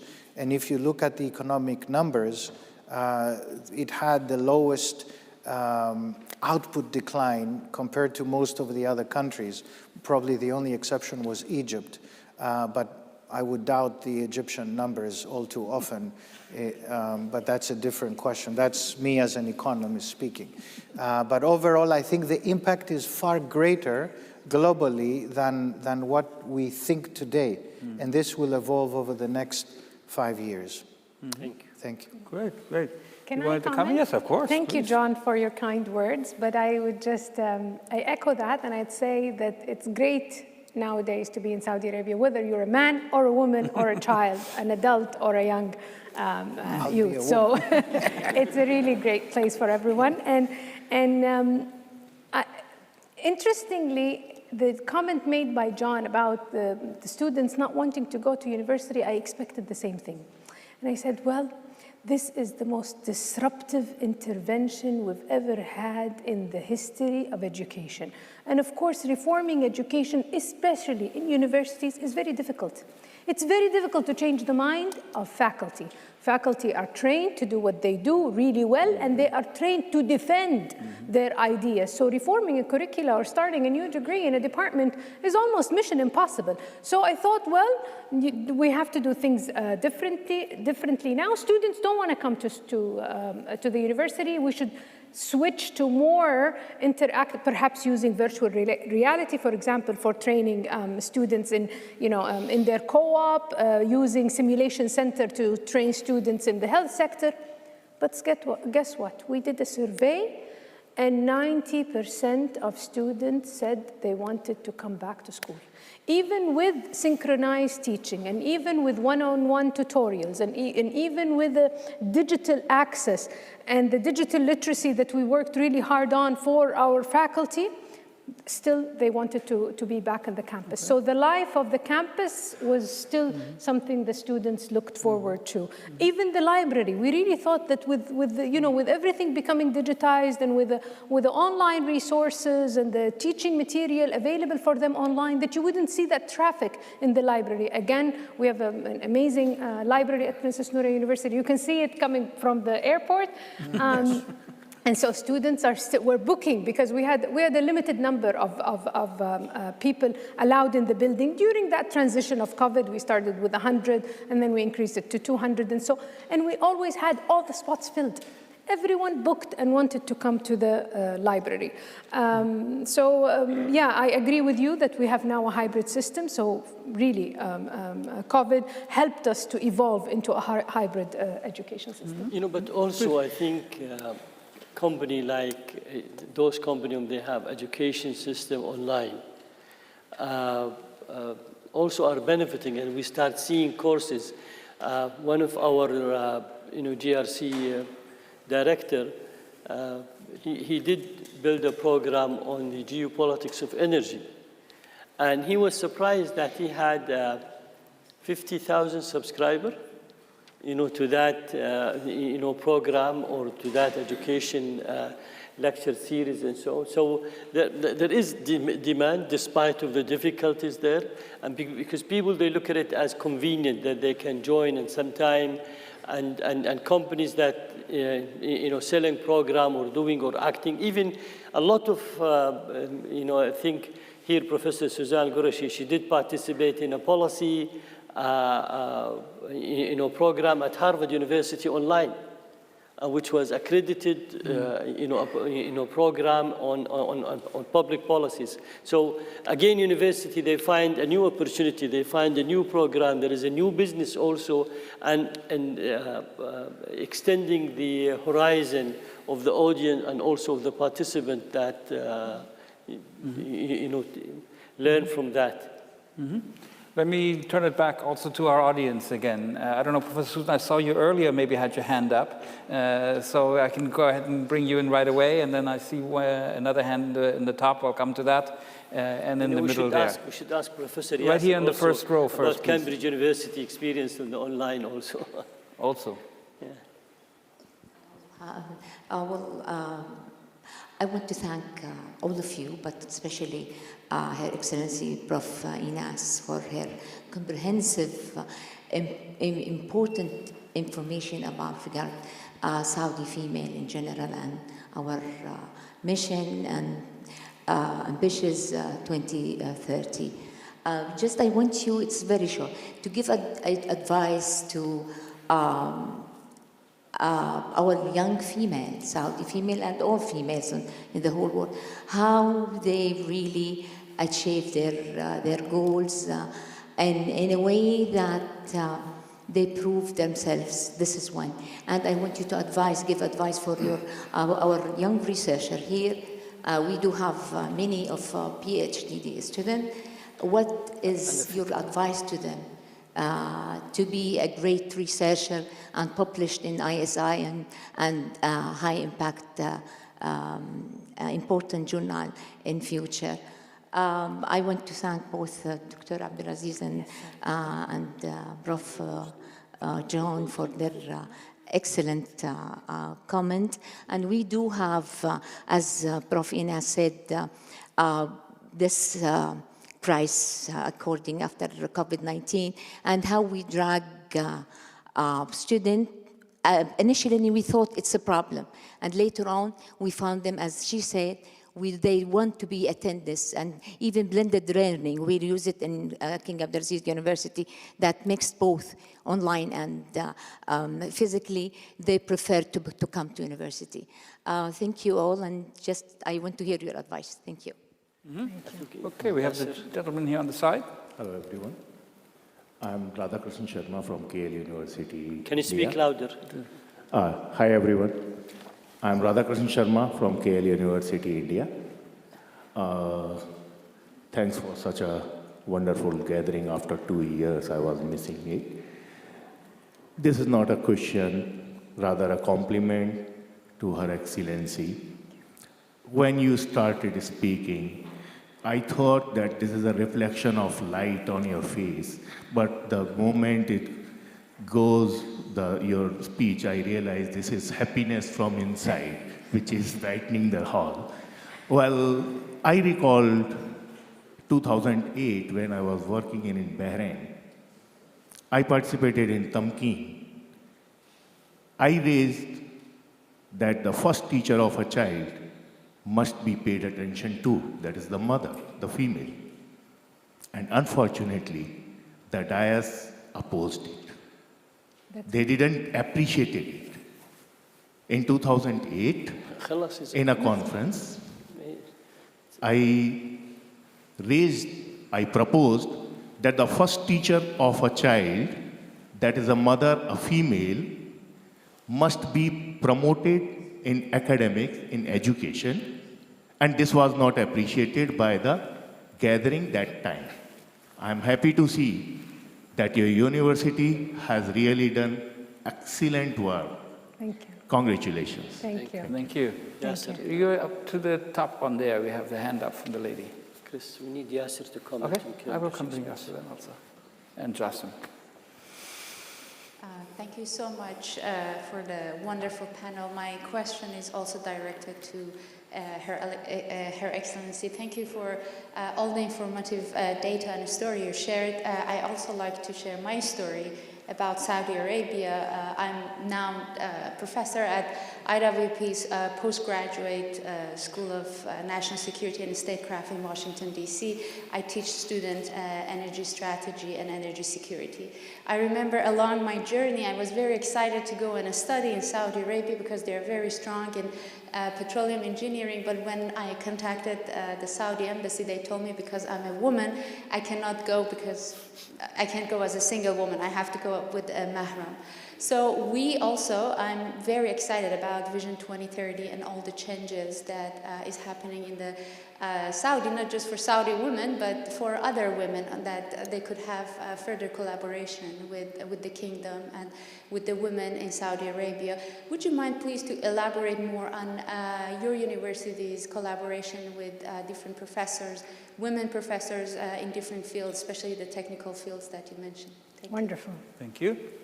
Here in the front, please, Professor Yasser. Oh. You can have the microphones coming here on the side. Here. The front. Did you get her name? No. Thank you very much indeed.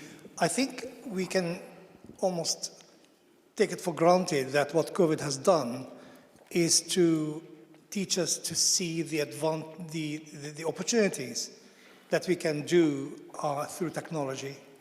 But it also has reminded us with equal force to be alerted to the importance of face-to-face interaction. So now there are opportunities in terms of technology, but also not to ignore the importance of, as Her Excellency said, face-to-face interaction. Because a lot of the learning is not teacher to student learning, but also student to student learning. There's quite a lot of that, and that is in Oxford and Cambridge. That is why colleges mix medics with physicists, with mathematicians. They just talk over sort of dinner and lunch and breakfast and learn that way. And I learned that myself when I came to Cambridge, that the best thing to do is just to be a good listener, because if you listen and active listening, you learn quite a lot. So learning from each other is very, very important. And that was difficult during COVID. But questions of mental health also are very, very important during that period. But the thing I want to ask Her Excellency is, how does she get her colleagues to keep up with the levels of energy that she has displayed to us today? Professor Amal Fatani next to you. Yes, yeah. Yes, Professor Amal. Assalamu alaikum. This is a wonderful event. I participated in 3 before, and I'm very proud to be on the 4th one. I'm the cultural attaché for Saudi Arabia, and one of the examples Professor Inas mentioned as women empowerment, I'm very proud of that. My question is to Dr. Abdulaziz, actually. With the expectations of critical events continuing to happen in the world, with the connectivity that was exemplified during COVID, and how one small event affected the whole world, how can we as a world mitigate risks of the future? I will go. I had 2 more on my list, and I will go back to the panel. I had Jassim back here, please. Jassim from Bahrain. My first question is really, this change in Saudi, the social change in Saudi, how is it being felt in the rest of GCC countries? You know, the view in Bahrain is that if Saudi is opening up, becoming liberal, Bahrain has to become more liberal to cope with the change, really. Because this is really. The other thought is to Dr. Abdulaziz. Any thoughts, really, if I turn to politics, any thoughts on Biden's visit to the region, the possible outcome? We cannot escape asking you about that. Thank you. And then the final one right here, the lady just 2 rows in front of you. Hi, Sharifa Fadl. What you've said and what you've done resonates a lot with what I've done, but in Qatar. So I have a couple of questions. One is, how involved are women in translating the vision into policies? The national vision? Can you repeat the question? Oh. Yes. How involved are Saudi women in the translation of the national vision into local policies? Coming from Bahrain and Qatar, we had a lot of problems trying to translate that. We weren't involved. It was more men that were translating what we needed. And the other questions on online learning. Have you seen more women, because of COVID now, wanting to go to the online educations, for example, getting degrees? Thank you. Okay, thank you very much. So, again, a number of questions. Your Excellency, reflect a little bit. I will answer all the questions, again, by storytelling. I love telling stories. I'm a second generation faculty or a PhD holder in the family. So I am part of the system. Someone commented here, the esteemed professor here, you commented about my energy and enthusiasm because I was very long in the system. So now I'm really excited to be living in this era. So my mom went to the first school ever established for women to read and write in the country. She continued all the way to do her PhD. She became a dean. And then I was able to go into the field of health. And now my daughter studies she finished, actually, completed engineering. And so the prospect that's opening and evolving, but the leap and the jump that my daughters are living right now is way beyond the gap between my mom and myself. So that's one. And back to the question, for the professor from Qatar, Jassim from Bahrain. So my daughter now, when she was in the States, she calls me and she says, guess what? My colleagues from Kuwait and UAE and Qatar, and they want to come to Riyadh season. Can you help me secure reservations for them? Honestly. And she actually invited two of her friends who she met in the States from Bahrain, and they came and stayed for a weekend in my house to attend all the cultural activities that were taking place in Saudi Arabia. So it's really, societally, it was well perceived. And I know we are affecting the region because we used to go attend these events in the region. Now we actually host them in the country, and we welcome people from our friends from the region. How involved are females in the, I can tell you, I attended the first announcement of the National Transformation Program. I wasn't a president of a university at the time. I was a professor at King Saud University, and I was invited to come and attend and listen to the first announcement of the National Transformation Program, which was a language that we've never heard before, very exciting and very progressive. And now women are actually, there is a political willpower that ensures that female are included in the major councils and committees that pertain to decision-making and policy, of course, policy reform. Advice to young females, I don't think it changes throughout the years. I think the advice to young females is always the same. Move from entitlement to a culture of competitiveness. You know, the values, the human values, tolerance, grit, accountability, being assertive. These are the, you know, historical and will continue to be the same. But the Vision 2030 addresses this through one of its programs. It's called the Capacity Human Development Program. That's the slogan for that program is that your capabilities shape our future. So we actually give them the sense of responsibility that the future of the country is actually in their hands. Research, how to build a research career. Of course, it starts with passion, love for the process of scientific inquiry, enjoying the process, and then, of course, excelling in it. It is really it all pertains to the process of scientific inquiry, and of course finding the right environment and the right culture, the right university where you can actually develop answers to the questions that are very relevant to you. Collaboration with female professors, please, I would like your contact, and we will actually welcome you. And certainly, we serve women, we serve female students at Princess Noura University, but we recruit the best talent irrespective of gender, because we want academia, we want the best for our students. But of course, we have a special favor for women. So if we have equal talents, we will always choose female professors. I'm very truthful and honest about this. And then again, how do we keep the enthusiasm? It's just palpable everywhere. You know, the quality of life sector. I've just touched upon the surface here today, and I talked about one university. Many other universities in the country are hosting great initiatives, and collectively and synergistically, all sectors are working together to attain that vision. So thank you so much. Thank you so much. Any final word from Dr. Abdulaziz? I think we already passed our time. Yes. The question for Professor Amal, since we're going to have dinner together, I'll sit next to her and give her a direct answer in a much more comprehensive way. Great. And sit with her, and you will know where my enthusiasm comes. Okay. She was my former boss. Well, wonderful.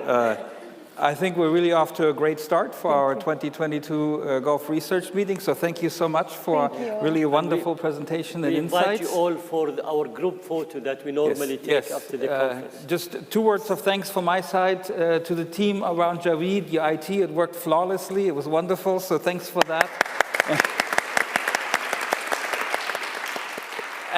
And then also, thank you also to my 3 young female research assistants at GRC, to Leila, to Amna and Layal, for all your help in setting this up. And you're just wonderful and great. And yes, we will now move on for the group photo on the lawn of King's College. So please join us moving over there and the reception and then the dinner. So thank you all for coming. And thank you so much.